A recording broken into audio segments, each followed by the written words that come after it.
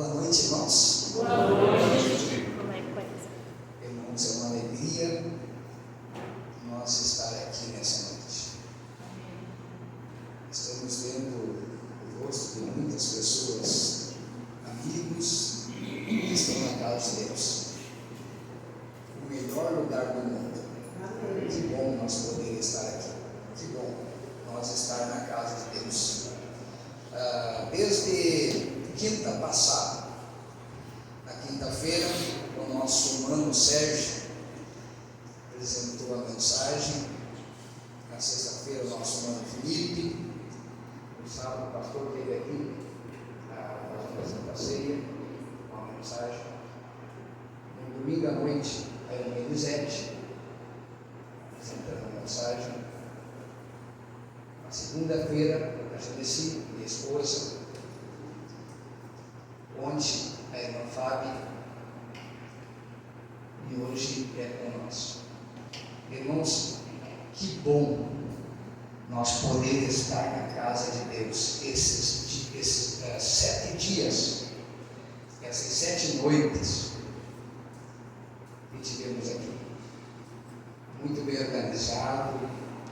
A irmã Elisete organizou todos os andamentos, e a gente agradece a ela pelo andamento dessa programação. Toda igreja. A irmã Elisete está dizendo que não foi só ela, toda a igreja ajudou nessa organização. Que bom, né, irmãos? Que bom. Mas a gente sabe que sempre alguém está à frente. Irmãos, é uma alegria poder estar hoje. E o assunto de hoje, irmãos, continua. Obrigado. Vencendo como ele venceu. Como que Jesus venceu, irmãos? Se tu abrir tua Bíblia lá no Apocalipse, tu vai perceber Apocalipse 12.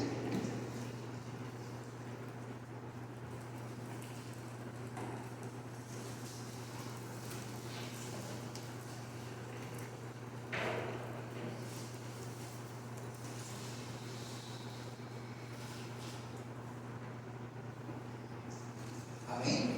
Amém.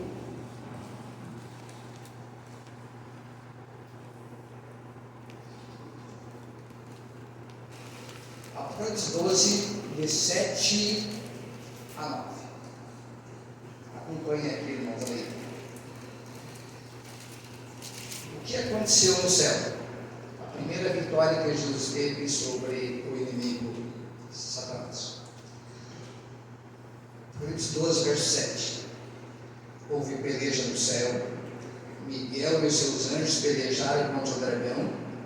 Também pelejaram o dragão e seus anjos. Todavia não prevaleceram, nem mais se achou no céu no lugar deles. E foi expulso o grande dragão, a antiga serpente que se chama o diabo. Irmãos, no céu, Jesus teve a primeira vitória. Satanás, aquele anjo de luz,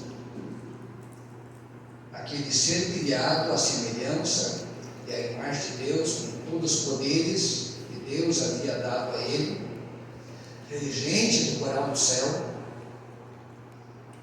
muita luz, mas aquilo subiu ao coração. E o pecado chegou um momento que Deus teve que tirá-lo de lá. Deus tentou que ele aceitasse que realmente Deus era um Deus de amor, mas ele não quis. Ele não quis. Ele, ao invés de ouvir a Deus, ele vai e começa a disseminar até a terceira parte dos anjos, e já a terceira parte dos anjos no céu estavam também duvidando do caráter de Deus. Por esse motivo, ele teve que ser expulso do céu. Ali finalizou a oportunidade de graça ele e para a terceira parte de anjos do céu. Para onde foram? Foram expulsos aqui para a terra. E se agora nós vermos no Gênesis 3, o diabo foi expulso com a terceira parte dos anjos aqui para a terra.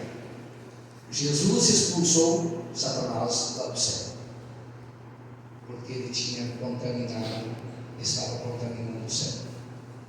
Agora ele vem para a terra, ele veio contaminar a terra.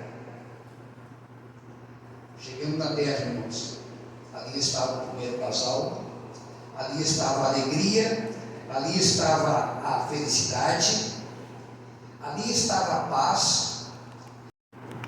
Aquele casal, um respeitando o outro, um amando o outro, um feliz com o outro e feliz com Deus. E esse inimigo que foi expulso do céu, ele fez uma bagunça no jardim do Éden. Ele trouxe, irmãos, para o jardim do Éden, trouxe a mentira, ele trouxe o ódio, ele trouxe a cobiça e, consequentemente, mais tarde, a morte. Irmão um matando o outro. Aquele inimigo que foi expulso por Jesus do céu veio para a terra, veio fazer um grande mal a esse primeiro casal, veio trazer um grande prejuízo à terra. 4.000 anos se passaram. Jesus, Filho de Deus, deixa o céu e vem a esse mundo.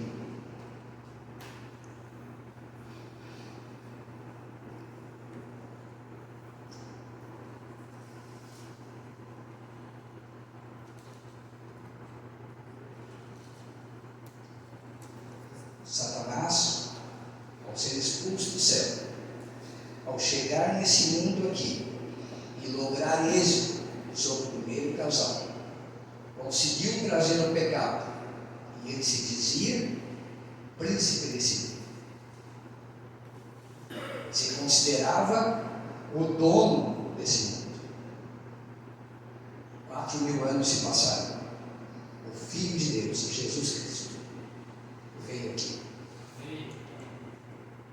Tinha uma missão. Morreu numa cruz. Ressuscitou. E mais uma vez, ele venceu Satanás. Havia vencido Satanás no céu. Expulsou Satanás de lá. Veio aqui, no terreiro que Satanás se dizia ser seu. Pensava ele ser o representante desse mundo, porque agora o pecado ele havia trazido aqui. Mas Jesus, graças a Deus, Jesus veio, morre numa cruz, ressuscita. E esse é o nosso Jesus, o nosso representante. Um Jesus vitorioso, um Jesus que sempre venceu. E é esse Jesus, irmãos, que é o meu Jesus, é o meu comandante, é o meu castelo forte. Amém. Nós podemos ter tranquilidade de saber que esse irmão mais velho nosso é um irmão grande, é um irmão forte. Eu sempre dizia para minhas meninas, minhas filhinhas quando eram pequenas, hoje está uma com 38, outro com 29. Eu dizia para elas: você não precisa ter medo, porque Jesus é bem grande, Jesus é bem forte. E é esse Jesus forte, é esse Jesus poderoso, que é o nosso irmão, o nosso protetor. Por isso, irmãos, que nós vencemos, podemos vencer, porque Jesus foi vencido. E aqui a mensagem dessa noite: vencendo como Jesus venceu. Abre tua Bíblia em Mateus 4. Mateus 4.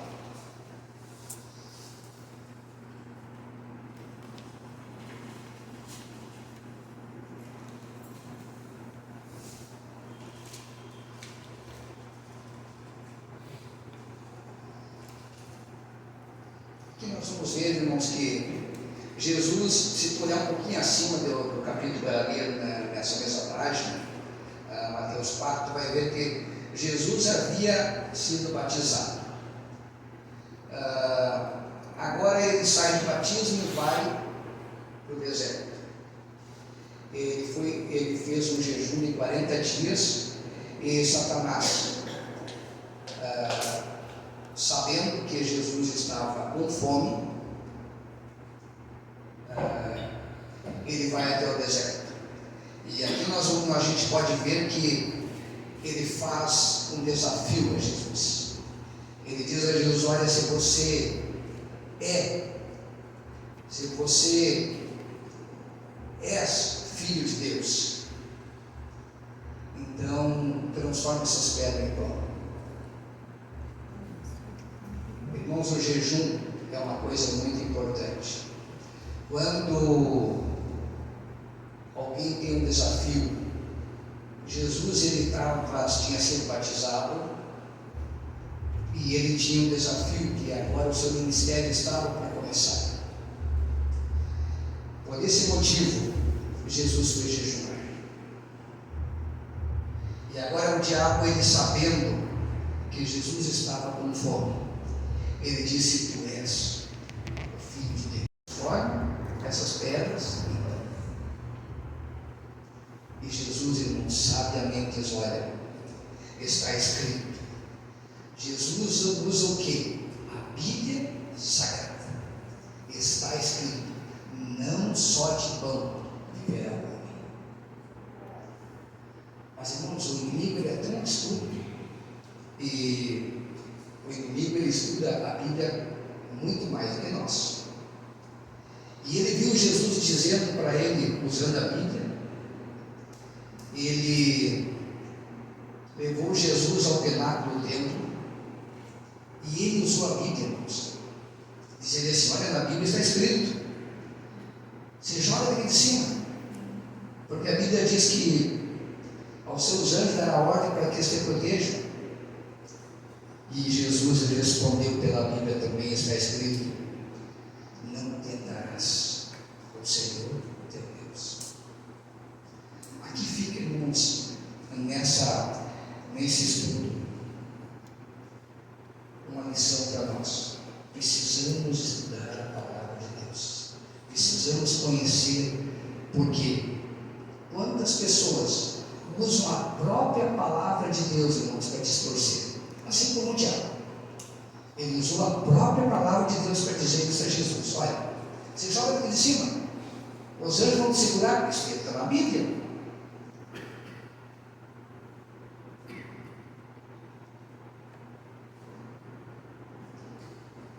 Mas ele foi mais adiante, irmãos. Levou ainda o diabo Jesus ao monte, e lá naquele monte ele oferece a Jesus uma coisa: olha, eu vou te dar tudo. Eu vou te dar os reinos desse mundo. Eu vou te dar riqueza. Você vai ter riqueza. Você vai ter o que você quiser. Por isso, irmãos, que eu disse antes, ele se considerava o príncipe desse mundo, o dono desse mundo. E agora ele oferece a Jesus: eu te dou. Se você fizer só uma coisa, se ajoelhar na minha frente, só isso, eu te dou todo mundo, te dou todos os reinos, a riqueza, você vai ser presidente, você vai ser o que você quiser aqui, somente se ajoelhar na minha frente. Irmãos, o que Jesus disse nesse momento, irmãos? Jesus, ele ordenou: retira-te, Satanás, porque está escrito: somente a nossa adoração deve ser a quem? A Deus. Deus, a minha adoração, o meu joelho vão se dobrar somente ao meu Pai. Este, irmãos, este é o nosso Jesus vencedor. E nós podemos ser vencedores, irmãos, assim como Jesus foi, porque Jesus deixou para nós a forma como o que nós fazer para que nós possamos ser melhores filhos de Deus. Jesus ele passou por esse caminho aqui. Ele expulsou o diabo do céu, ele venceu o inimigo lá no deserto, ele venceu na cruz e Jesus é vencedor. Amém.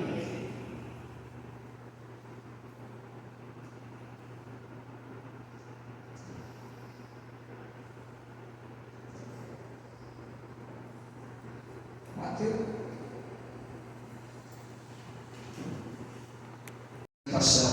E aqui em Efésios 6, verso 13 diz o seguinte: portanto, tomai toda a armadura de Deus, para que possais resistir no dia mau, e depois de terdes vencido tudo, permanecer inabalável.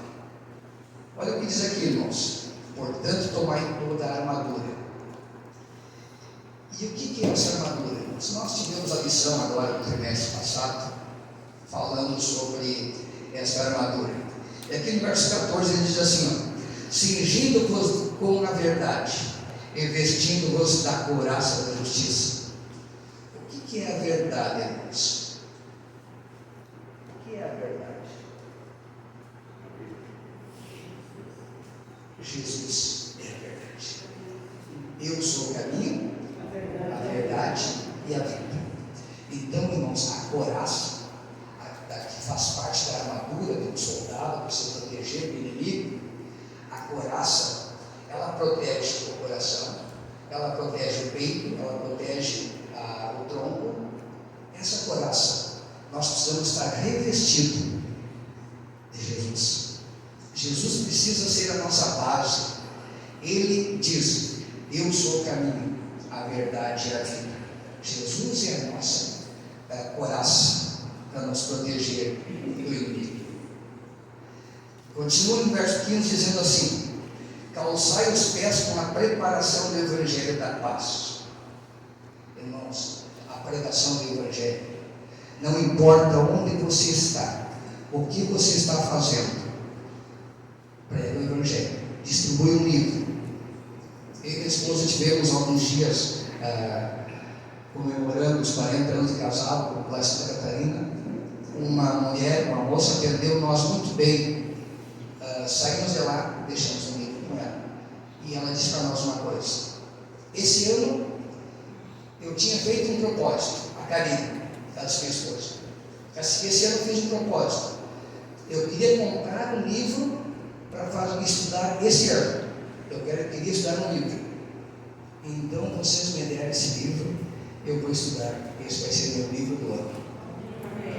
Ficamos felizes, irmãos, porque aí depois que contamos para o nosso genro, para a filha, deixamos esse livro para a Karine. Eu e minha esposa ia saindo da nossa casa, o nosso vizinho logo abaixo na rua, lá dizendo assim para nós: amanhã estamos indo embora.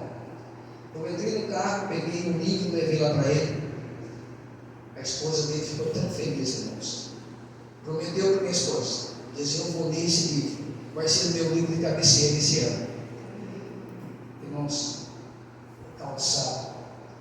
O que a Bíblia fala sobre esse calçado, calçai os sapatos do Evangelho. Não importa o que você está fazendo, prega o Evangelho. Não importa. Esse dia, irmãos, eu estava pescando e o meu baldinho estava cheio de... Eu acho que estava com bastante peixe. E um senhor chegou atrás de mim e bateu palma. Parabéns, você é o único que está pegando peixe. Os outros não estão pegando. E eu pensei o seguinte: mas eu preciso deixar uma mensagem para esse homem. E eu disse para ele o seguinte: olha, eu vou te contar um segredo.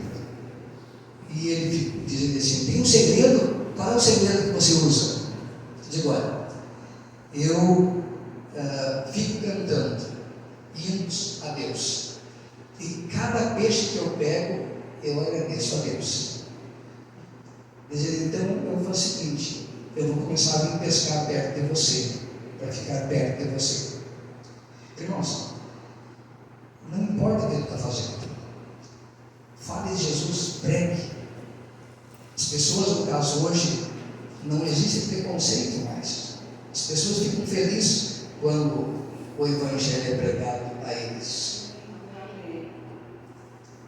Verso 16, irmãos: embraçando sempre o escudo da fé, com o qual podeis apagar todos os dardos inflamados do maligno. O que é o escudo, irmãos? É a proteção da armadilha do diabo.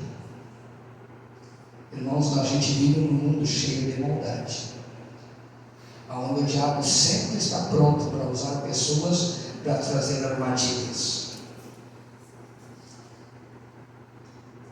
Esses dias eu e minha esposa conversando com um vizinho ali, ele contando que fizeram a comemoração da nossa rua, que ganhamos o PAVS, e todos estavam felizes, porque na nossa rua lá a gente não precisa pagar, porque é a divisa de dois municípios, entre Osório e Jabelá. Então fizeram a comemoração. Mas eu e minha esposa ficamos sabendo da comemoração no dia seguinte. Eu estava dizendo à minha esposa: Deus nos livrou de dizer um não para eles, porque a gente percebeu que estava de noite chegando, eu e meu genro descemos caminhar, a gente viu o pessoal descendo dos carros, e todos chegando na casa de um nossos vizinhos lá, e cada um descia com um fardo de cerveja e um pacote de carne.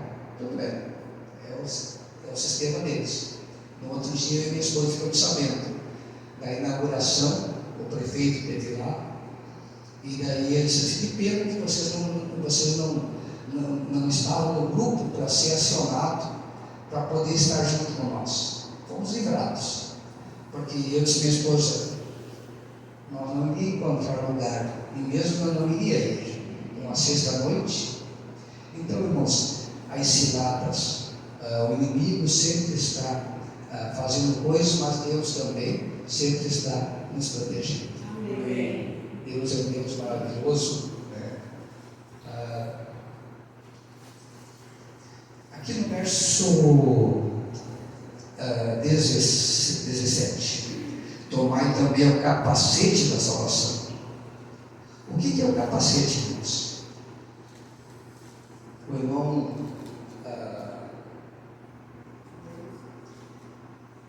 Eliseu sempre fala sobre o capacete de salvação, que é o sacrifício de Cristo. É o sacrifício de Cristo. É o que Jesus está fazendo por nós.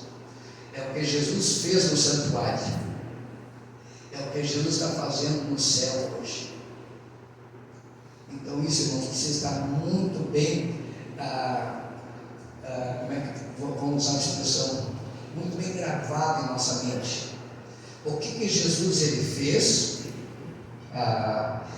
o que ele está fazendo hoje no santuário por nós. Então, isto, irmãos, é usar o capacete da salvação. Ter entendimento que então nós temos um entendimento, irmãos, que Jesus hoje está no céu, à direita de Deus, intercedendo por nós, mas Jesus vai voltar. Esse Deus Jesus, irmãos, nós precisamos ter esse entendimento, que hoje ele é nosso advogado, mas ele vai voltar como juiz, e ele vai trazer a recompensa a cada um de nós que estamos aqui nessa noite. Que Deus possa, irmãos, conceder-nos a nós o discernimento de ter em nossa mente. Esse capacete significa o discernimento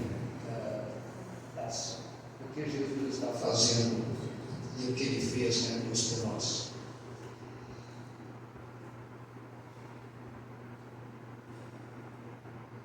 E a espada? O que é a espada, irmãos? A Bíblia Sagrada. Precisamos ler a Bíblia, irmãos. Precisamos conhecer. Não sei aqui quantos já fizeram o ano bíblico uma vez, 2, 3. Eu quero dizer para vocês que é uma bênção. Por quê? a gente conhece, a gente vê tantas coisas na Bíblia Sagrada através do ano bíblico. Leia a Bíblia, porque nós estamos vendo nessa semana de oração o tempo que nós estamos vivendo. Tantas Bíblias estão na casa das pessoas e tão pouco conhecimento da palavra de Deus. Nunca houve um tempo com tantas Bíblias, e isso está no assunto de hoje, né? Como vencer a prova? Apenas os que forem dedicados estudantes das Escrituras, receberem o amor, a verdade, estarão protegidos contra o poderoso engano que dominarão o mundo. Pelo testemunho da Bíblia, esses fiéis identificarão o enganador em seu disfarce. Nossa única segurança, irmãos, em nosso tempo há um grande afastamento das doutrinas e preceitos bíblicos, e há necessidade de um retorno ao grande princípio protestante, a Bíblia, e apenas a Bíblia como regra de fé e prática. A mesma inseparável adesão à palavra de Deus que se afastou na crise da reforma protestante é a única esperança de reforma hoje.